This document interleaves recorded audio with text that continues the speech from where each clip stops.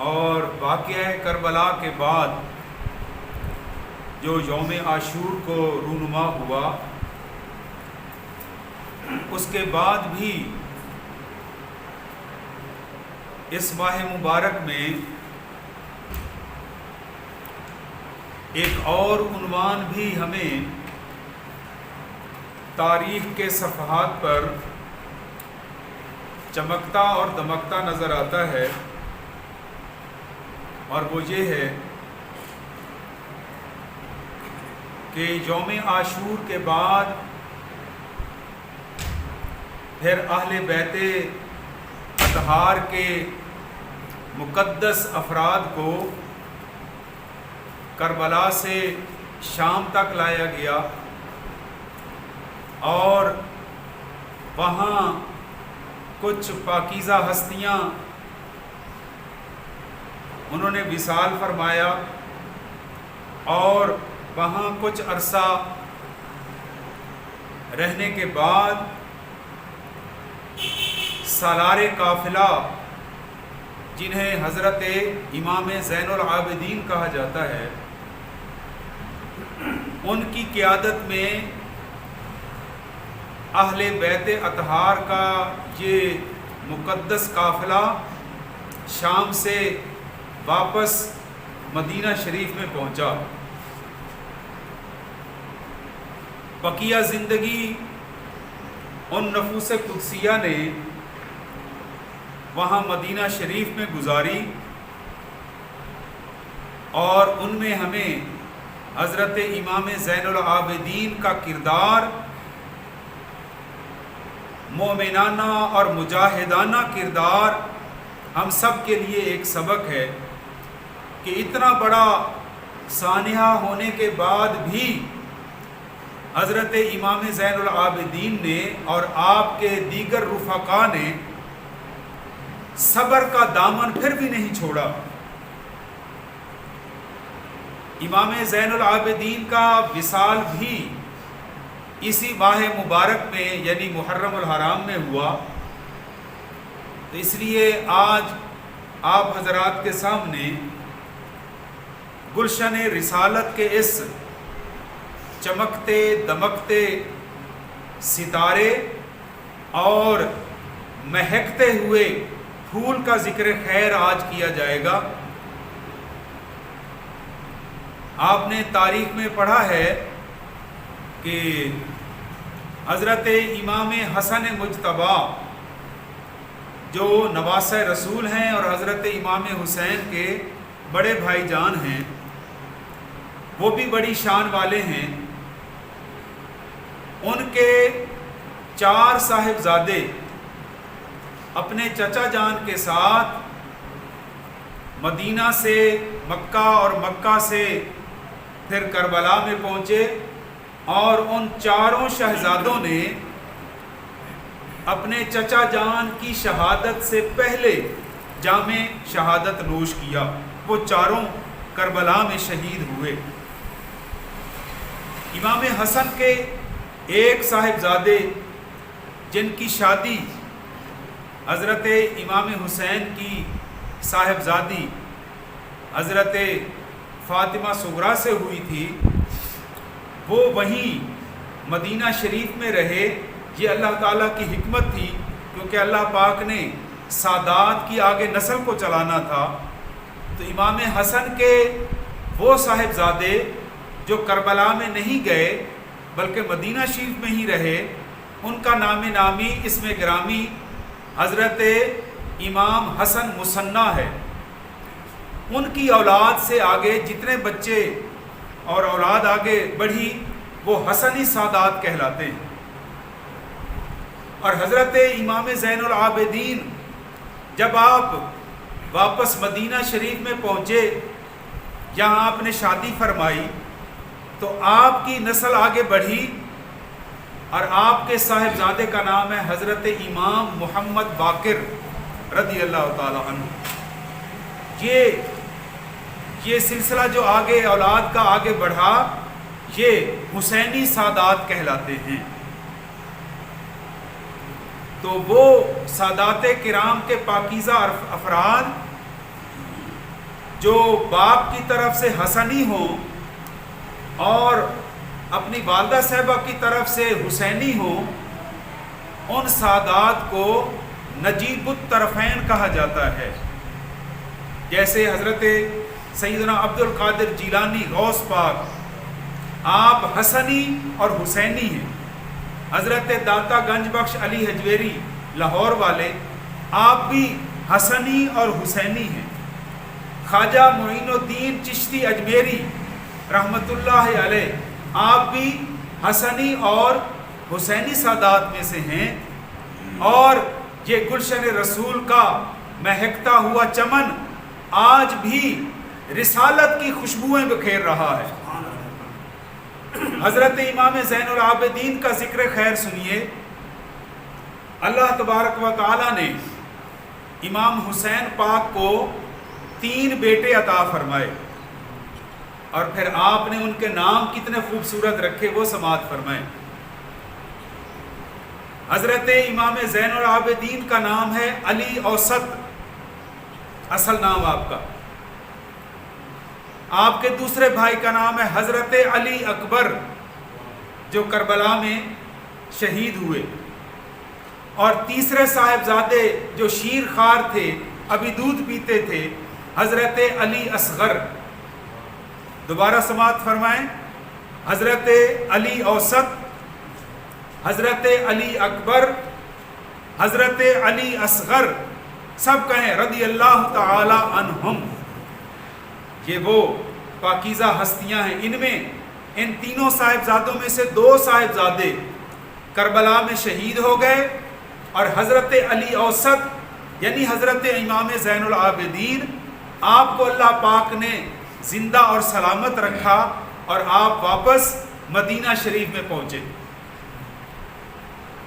پھر بقیہ زندگی حضرت امام زین العابدین نے، حضرت علی اوسط نے ایسی قابل تقلید گزاری کہ آپ سماعت فرمائیں گے تو آپ کے اندر بھی عمل کا جذبہ پیدا ہو جائے گا کہ اسلام کا اصل تعارف یہ پاکیزہ ہستیاں ہیں. انہی کو پہچان کر کوئی اگر اسلام میں آنا چاہے تو ان کے کردار کو دیکھ کر اس کے دل میں یہ شوق پیدا ہو جائے گا کہ اسلام ہی وہ عالمگیر مذہب ہے جس نے ایسی شخصیات کی تعمیر کی ہے. حضرت علی اوسط نام اصل ہے اور آپ کے بے شمار القابات ہیں. پہلا لقب تو جو بھی آپ نے سماعت فرمایا، آپ کو زین العابدین بھی کہا جاتا ہے. عابد کی جمع عابدین، اور عابد کا معنی اللہ کی عبادت کرنے والا، اور زین کا مطلب ہے حسن یا خوبصورتی یا زینت، زیب و زینت. آپ اللہ کی اتنی عبادت فرمایا کرتے تھے کہ لوگ آپ کو نماز پڑھتے ہوئے جب دیکھتے تھے تو ان کے اندر بھی اللہ کی بارگاہ میں سجدے کا شوق پیدا ہو جاتا تھا، اور لوگوں نے پھر آپ کو زین العابدین یعنی عبادت گزاروں کا حسن، سب سے زیادہ اللہ کی عبادت میں سربسجود رہنے والے، عابدین کے سردار، لوگوں نے آپ کو زین العابدین کا لقب دے دیا. آپ کو دوسرا لقب کیا ملا؟ آپ کو سجاد کہا جاتا ہے. اور سجاد کا مطلب ہے، ساجد کا معنی سجدہ کرنے والا، یہ اسم فاعل ہے. عابد عبادت کرنے والا، ساجد سجدہ کرنے والا، زاہد زہد اختیار کرنے والا. ساجد کا معنی سجدہ کرنے والا، اور سجاد کا مطلب ہے بہت زیادہ سجدے کرنے والا، سجدوں پہ سجدہ کرنے والا، جس کے سجدوں میں کمی نہ آئے، تعطل نہ آئے. ہر وقت یعنی ضروریات دنیا کے بعد ہر وقت اپنی پیشانی اللہ کی بارگاہ میں جھکانے والے کو سید سجاد حضرت زین العابدین کہا جاتا ہے. یہ 2 بڑے بڑے آپ کے القابات ہیں. پھر آپ اکثر مدینہ شریف سے حج کرنے کے لیے جب مکہ شریف جاتے تھے تو کتابوں میں لکھا ہوا ہے کہ حضرت امام زین العابدین اکثر پیدل حج کے لیے سفر کیا کرتے تھے، کبھی کبھی عمرے کے لیے بھی حاضری دیا کرتے تھے۔ ایک مرتبہ آپ نے اپنے خدام سے فرمایا کہ میں عمرے کے لیے جانا چاہتا ہوں۔ طبیعت میں کمزوری واضح ہو گئی تو عرض کیا گیا کہ حضور اب آپ پیدل نہ جائیں، آپ کے لیے ایک صحت مند تیز دوڑنے والا گھوڑا تیار کرتے ہیں، اس پر آپ سواری فرما کر عمرے کے لیے تشریف لے جائیں۔ اپنے دوستوں کے اصرار پر آپ مان گئے۔ جب گھوڑے پر سواری کرنے سے پہلے آپ نے سفر کی تیاری کی، آپ کے جسم پر کپکپی طاری ہو گئی، گھوڑے پر خود نہ سواری کر سکے۔ غلاموں نے عرض کی، اے امام کیا وجہ ہے کہ آپ گھوڑے پر سواری نہیں فرما رہے اور جسم پر کپکپی طاری ہو گئی ہے، اس کی کیا وجہ ہے؟ تو جو آپ نے جواب ارشاد فرمایا وہ ہم سب کے لیے ایک سبق ہے۔ آپ نے فرمایا کہ تمہیں یہ پتہ نہیں ہے کہ میں کس بارگاہ میں عمرہ اور حج کرنے کے لیے جا رہا ہوں؟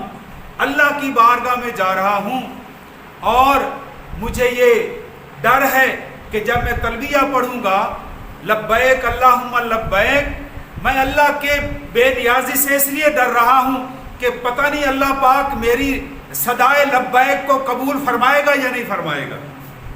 اتنا اللہ کا ڈر اور خوف آپ کے اوپر تھا کہ جسم میں کپکپی طاری ہو گئی۔ اسی طرح آپ ایک مرتبہ نماز کا وضو کرنے کے لیے بیٹھے، خادم نے وضو کروانے کے لیے برتن لوٹا پیش کیا، وضو کرنے کے بعد آپ کا چہرہ زرد ہو گیا، جس طرح خوف زدہ بندے کا چہرہ زرد ہو جاتا ہے۔ پھر آپ سے عرض کیا گیا حضور خیریت تو ہے؟ آپ نے پھر وہی جواب ارشاد فرمایا کہ تمہیں کیا معلوم کہ میں کس بارگاہ میں عبادت کے لیے جا رہا ہوں، پتہ نہیں میرا مالک بے نیاز ہے، میرا سجدہ قبول کرتا بھی ہے یا نہیں کرتا، اس لیے میرا چہرہ زرد ہو گیا۔ تو اللہ کا خوف اور اللہ کا ڈر ان کے رگو پے میں اتنا تھا، اور اس خوف اور ڈر کی وجہ سے اللہ پاک نے انہیں اپنا ایسا قرب عطا فرمایا، ایسا قرب عطا فرمایا کہ آپ سے سادات کرام کی ایک پاکیزہ نسل چلی جو قیامت تک دنیا میں موجود رہے گی۔ حضرت امام زین العابدین سب کہیں رضی اللہ تعالی عنہ، آپ نے بڑی قابل مثال زندگی گزاری۔ جب عشاء کی نماز پڑھ لینے کے بعد مدینہ شریف والے رات کو نیند کرتے تھے، گلشن رسالت کا یہ عظیم فرد یعنی حضرت زین العابدین اپنی پشت پر آٹے اور گندم کے دانوں کی بوریاں دھو کر غریبوں اور بھوکوں کے دروازوں پر رات کے اندھیرے میں پہنچایا کرتے تھے۔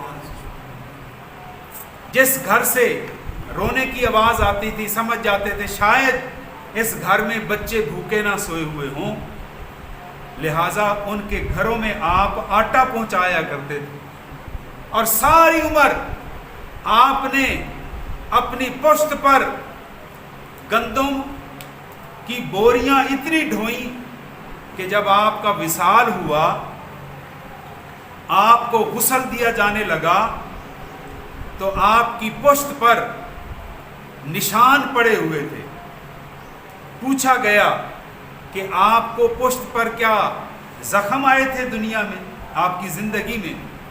تو گھر والوں نے یہ ارشاد فرمایا، حضرت امام باقر رضی اللہ تعالیٰ عنہ اور دیگر افراد خانہ نے، کہ نہیں، حضرت امام زین العابدین کی پشت پر یہ کوئی زخم کا نشان نہیں ہے، بلکہ آپ ساری عمر حضور کی ساری عمر مبارک حضور کی امت کے بھوکوں کو آٹا اور روٹیاں پہنچاتے رہے، اس لیے آپ کی پشت پر یہ نشان پڑ گئے۔ یہ ہے آپ کی قابل تقلید زندگی۔ اور آپ پھر کربلا کو یاد کرتے تھے تو آنکھوں سے تو آنسو جاری ہو جاتے تھے، لیکن چونکہ اللہ اس کے رسول کا حکم ہے کہ صبر کا دامن نہیں چھوڑنا، تو عمر بھر آپ کی زبان پر کبھی اللہ کی بارگاہ میں شکوہ نہیں آیا کہ ہمارے ساتھ کربلا میں کیا ہو گیا، بلکہ اللہ کی رضا پر راضی رہے اور ساری عمر یہ عرض کرتے رہے، یا اللہ تو نے ہماری قربانی کے لیے ہمیں پسند فرمایا ہے، ہماری قربانیاں قبول فرما۔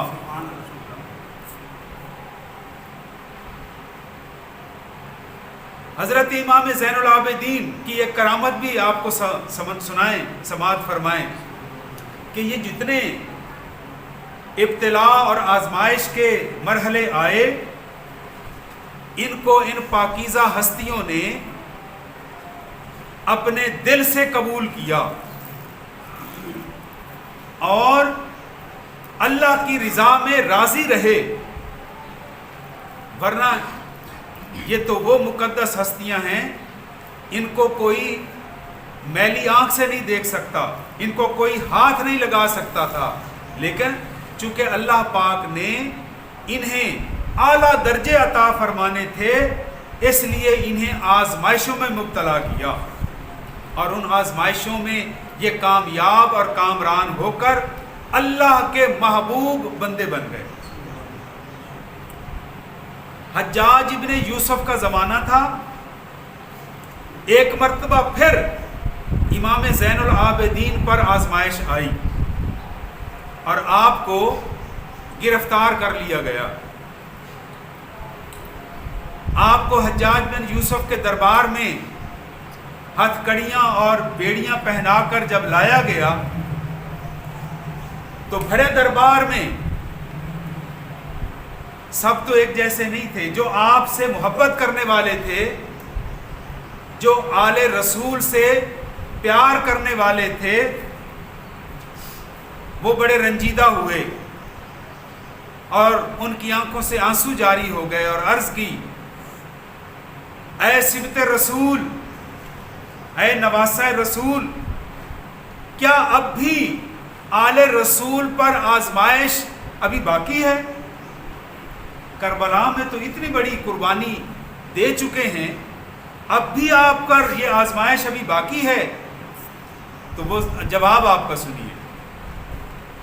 حضرت سید سجاد امام زین العابدین نے جب یہ سنا تو فرمایا، میری اس حالت پر رنجیدہ ہونے والے، تمہاری محبت کو ہم نے قبول کر لیا ہے، لیکن یہ کوئی مجبوری نہیں ہے، یہ تو اللہ کی رضا ہے۔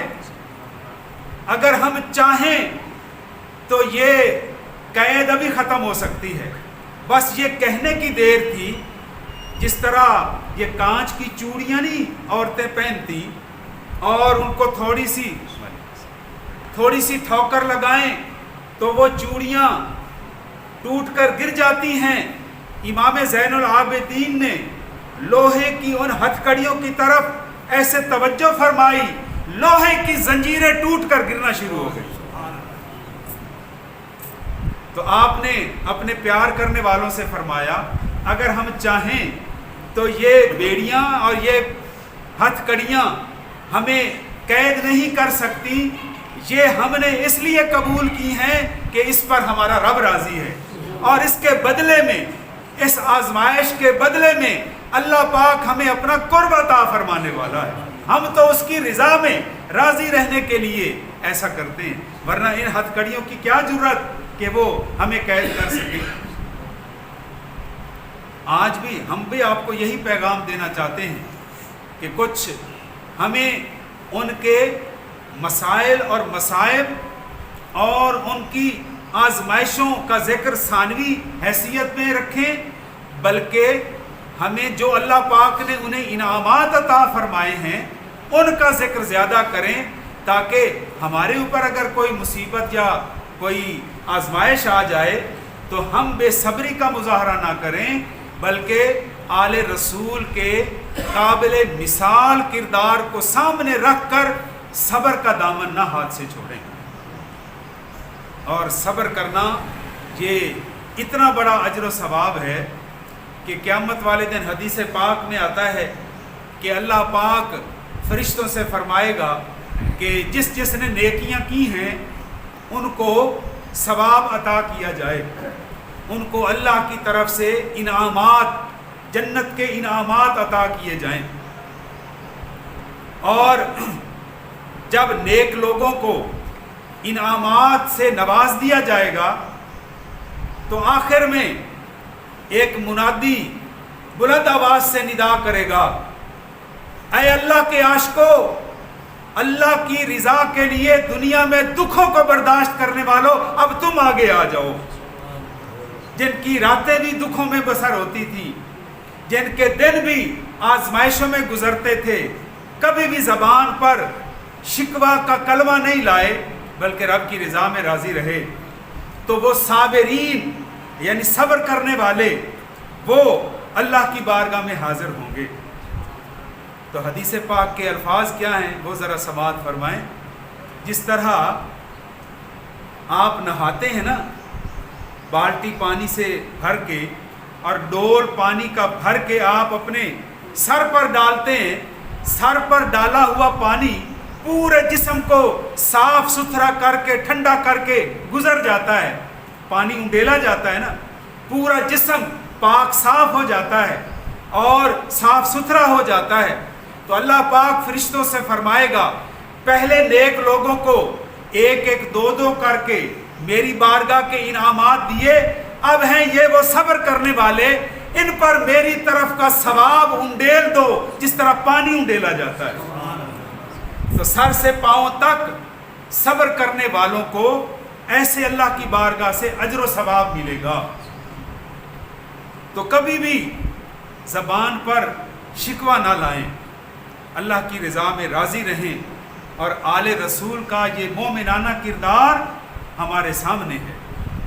وہ آج کل حالات بڑے مشکل ہیں، مہنگائی بہت زیادہ ہے اور معیشت ہماری بہت زیادہ اس وقت پریشانی کا شکار ہے، لیکن جو اللہ پاک نے ہمیں طاقت دی ہے رزق حلال کمانے کے لیے ہمیں محنت ضرور کرنی چاہیے، محنت ضرور کرنی چاہیے، اور محنت کے بعد پھر اللہ کی بارگاہ میں عرض کریں یا رب العالمین، روزی کمانے کے لیے گھر سے نکلنا میرا کام تھا، میری روزی میں برکت ڈالنا تیرا کام ہے۔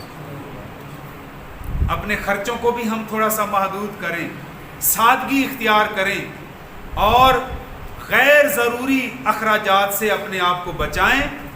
یہ آل رسول نے ہمیں درس دیا ہے، اور اپنے رزق سے غریبوں کا، مستحقین کا ضرور حصہ نکالیں۔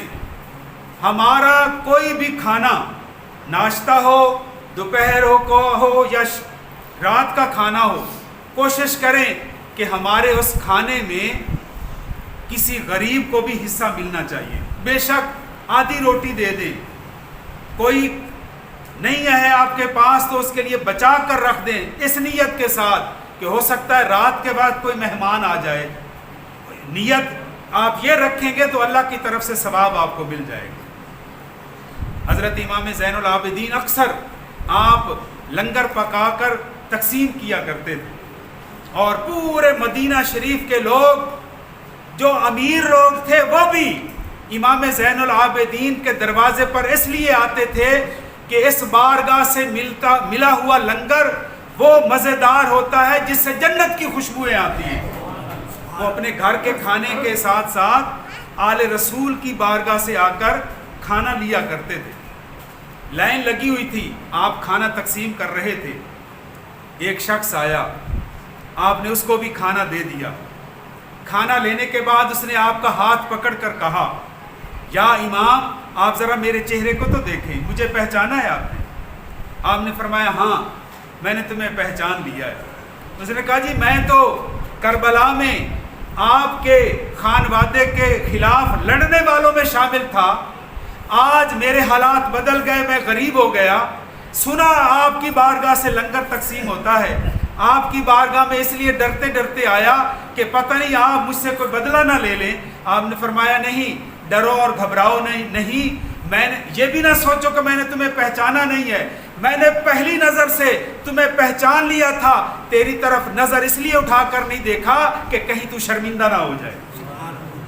تجھے شرمندگی سے بچانے کے لیے وہ تیرا کردار تھا, تو نے ہمارے اوپر کھانا اور پانی بند کیا.